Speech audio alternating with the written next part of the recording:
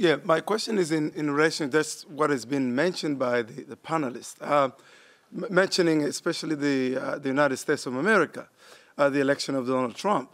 Now, of course, there's no pure democracy. My question is, Donald Trump's election was such that he won more states than his opponent, and he succeeded to get more electoral college by just a simple democratic system of the United States as it has existed till now, by convincing the voters that he was the best candidate.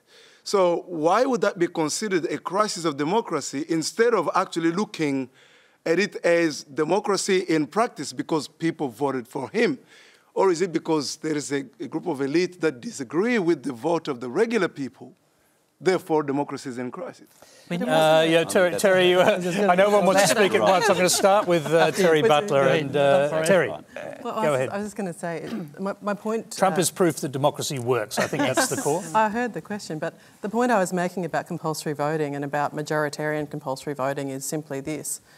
In the US, where you don't have compulsory voting, half the people vote and half of them vote for the successful candidate. So the president's elected on a slightly larger plurality, I can never say plurality, minority than the losing candidate. In Australia, because we have compulsory voting, and because we have compulsory voting in a lower house, where to win a seat you have to win a majority of the preferences of the population voting for you, and then you form the government from the lower house.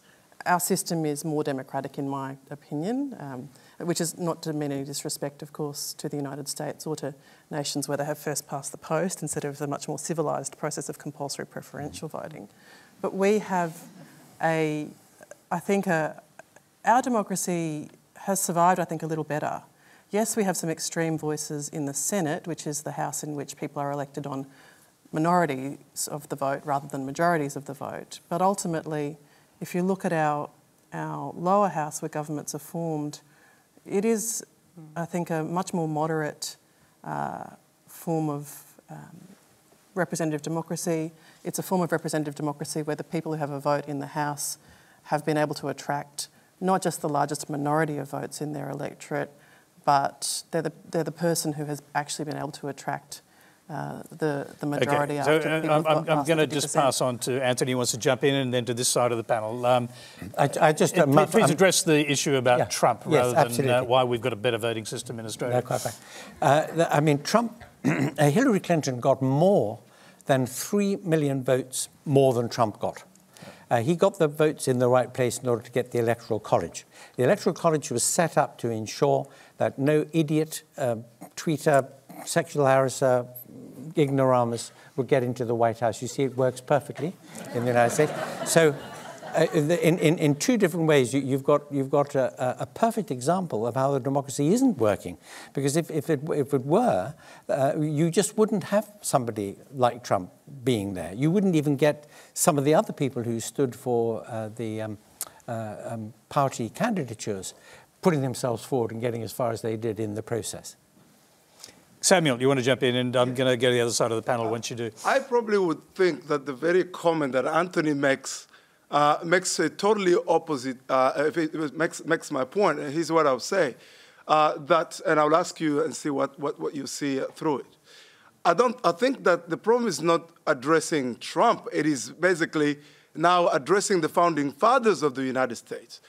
They set their electoral college to make sure that there were smaller states and bigger states. If you had to go by the majority of vote, the candidate would have just simply to do their campaign in New York and in somewhere in, let's say, in Florida, and that's it. So smaller states like Utah and so on and so forth would not even have a voice. The American founding fathers made it so that every candidate would have to go across all the states, and so Trump knew that. He played by the rules, and you might disagree with his ways, but he achieved it democratically. 30 states that he won. Why would we, therefore, it seems like the dislike of Trump is now starting to get us to question the very democratic system that has worked for so long. What would you say to that? Yeah, well, just before I throw it back to Anthony, I want to hear from the other side of the panel. So, Alan Tudge, you first. I completely agree with Samuel. I think he's spot on there. I mean, Donald Trump got elected to be president under the system which elected previously Obama and Ronald Reagan and Clinton and everybody else. The system was exactly the same. He got elected fairly and squarely under that system. Now, you might not like him, Anthony, and many people maybe in this audience may not like him, but that's the system, and he got elected under it. I mean, we've had elections in the past here where the government of the day didn't get the majority vote across the nation, but nevertheless still became the government of the day because we won the most seats in the lower house. And that's our system. It's our democratic system, which works pretty well. Now, you know, Winston Churchill said that democracy is the worst form of government apart from any other one that's been tried from time to time. And maybe he's right. Democracy, you know, it's sometimes uneasy as we work through it. It's sometimes messy. But geez, I am so glad that Australia is a democracy. America is one of the great democracies in the world as well, and we've constantly got to defend our democracy because it fundamentally underpins the freedoms that we enjoy in this country. Okay.